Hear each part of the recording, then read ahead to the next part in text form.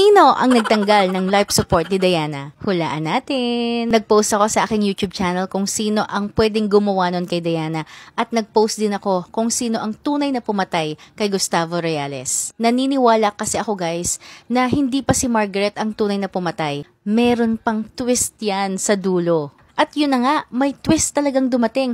May nagtanggal sa life support ni Diana. May gustong pumatay sa kanya. At naniniwala ako na yung gumawa nun ay ang tunay na pumatay kay Gustavo Reales. Si Christoph kaya? Pwede. Kasi meron na siyang history na nagtanggal ng life support. Diba? Tinanggalan niya ng life support ang kanilang ina. At napansin nyo ba guys? Parang sanay na sanay yung nagtanggal ng life support kay Diana.